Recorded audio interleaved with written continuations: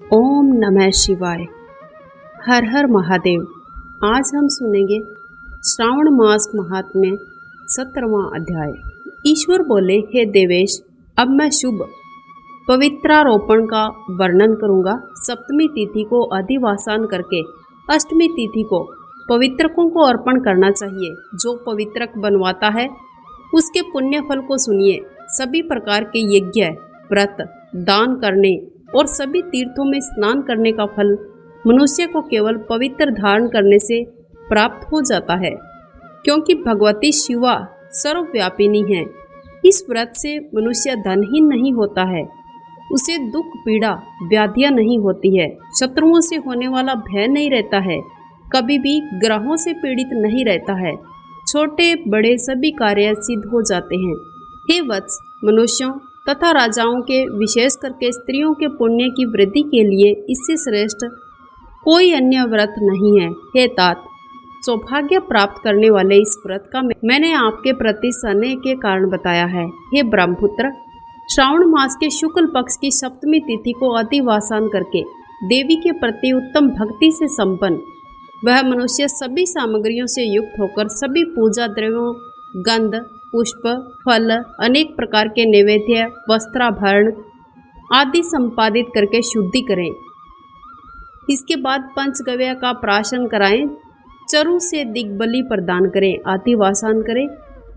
उसके बाद सदृश वस्त्रों से तथा पत्रों से इस पवित्रक को आच्छादित करें। पुनः देवी के उस मूल मंत्र में उसे 100 बार अभिमंत्रित करके सर्व शोभा समन्वित उस पवित्रक को देवी के समक्ष स्थापित करें। इसके बाद देवी का मंडप बनाकर जागरण इत्यादि करें।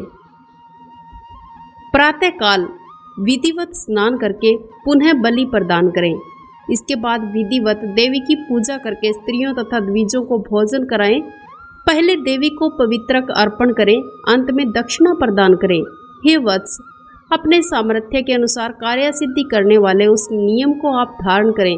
राजा को प्रयत्न पूर्वक स्त्री के प्रति आसक्ति, जुआ, आखेट, मांस आदि का परित्याग कर देना चाहिए। ब्राह्मणों और आचार्यों को स्वाध्याय का और वैश्यों को खेती का कार्य और व्यवसाय नहीं करना चाहिए। 7, 5, 3, 1 अथवा आधा दिन त्याग पूर्वक रहना चाहिए और देवी के कार्यों में निरंतर अपने मन और आसक्ति बनाए रखनी चाहिए। हे मुनि सत्तम, जो बुद्धिमान व्यक्ति विधान पूर्वक पवित्रारोपण नहीं करता है उसकी वर्ष भर की पूजा व्यर्थ ही जाती है। मनुष्यों को चाहिए कि देवी पारायण और भक्ति से संपन्न होकर प्रत्येक वर्ष शुभ पवित्रारोपण अवश्य ही करें। कर्क अथवा सिंह राशि में सूर्य के प्रवेश करने पर शुक्ल पक्ष की अष्टमी तिथि को देवी को पवित्रक अर्पित करना चाहिए। हे सनत कुमार, इसके ना करने में दोष होता है, इसे नित्य ही करना चाहिए। सनत कुमार बोले, हे देव, हे महादेव, हे स्वामी, आपने जिस पवित्रक का कथन किया है वह कैसे बनाया जाना चाहिए, उसकी विधि आप बताएं।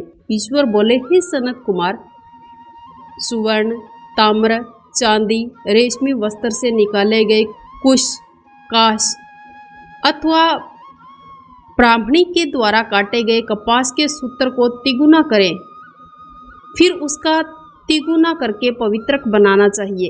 उनमें 308 तारों का पवित्रक उत्तम और 200 तारों का पवित्रक मध्यम माना जाता है। 180 तारों वाला पवित्रक कनिष्ठ माना जाता है। 108 ग्रंथि का पवित्रक है वो उत्तम माना जाता है। प्रतिमा के घुटने तक का लंबा पवित्रक उत्तम, जंघा तक का पवित्रक मध्यम और नाभि तक का पवित्रक अधम कहा जाता है। पवित्रक की सभी शुभ ग्रंथियों को कुमकुम से रंगकर इसके बाद अपने सक्षम शुभ सर्वतोभद्र मंडल पर देवी का पूजन करके कलश के ऊपर बांस के पात्र में पवित्रकों को रखें। 3 तार वाले पवित्रक में ब्रह्मा, विष्णु, शिव का आह्वान करके स्थापित करें। इसके बाद सुनिए, 9 तार के पवित्रक में ओंकार, सोम, अग्नि, ब्रह्मा, समस्त नागों, चंद्रमा, सूर्य, शिव तथा विश्व देवों की स्थापना करें। हे सनत कुमार, अब मैं ग्रंथियों में स्थापित किए जाने वाले देवताओं का वर्णन करूंगा। क्रिया, पौरुषी, वीरा, विद्या, अपराजिता, मनोन्मणि, जाया, भद्रा, मुक्ति और ईशा ये देवियां हैं।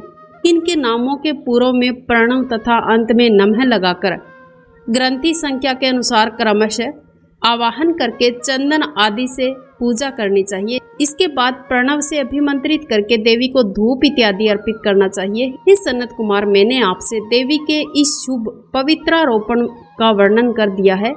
इसी प्रकार अन्य देवताओं का भी पवित्रारोपण प्रतिपदा आदि तिथियों में करना चाहिए। मैं उन देवताओं को आपको बताता हूँ। कुबेर, लक्ष्मी, गौरी, गणेश, चंद्रमा, बृहस्पति, सूर्य, चंडिका, अम्बा, वासुकी, ऋषिगण, चक्रपाणि, अनंत, शिवजी, ब्रह्मा और पितर, इन देवताओं की पूजा प्रतिपदा आदि तिथियों में करनी चाहिए। यह मुख्य देवता का पवित्रारोपण है।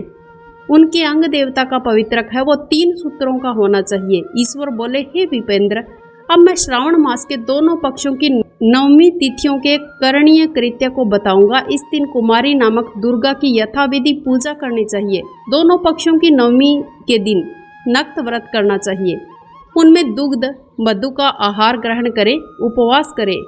उस दिन कुमारी नामक उन पाप नाशिनी दुर्गा चंडिकाओं की चांदी की मूर्ति बनाकर भक्ति पूर्वक सदा उनका अर्चन करें।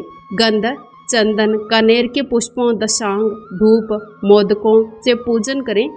उसके बाद कुमारी कन्या स्त्रियों, विप्रों को श्रद्धा पूर्वक भोजन कराएं और फिर मौन धारण करके स्वयं बेलपत्र का आहार ग्रहण करें। इस प्रकार जो मनुष्य अत्यंत श्रद्धा के साथ दुर्गा की पूजा करता है वो उस परम स्थान को जाता है जहाँ देव बृहस्पति विद्यमान रहते हैं।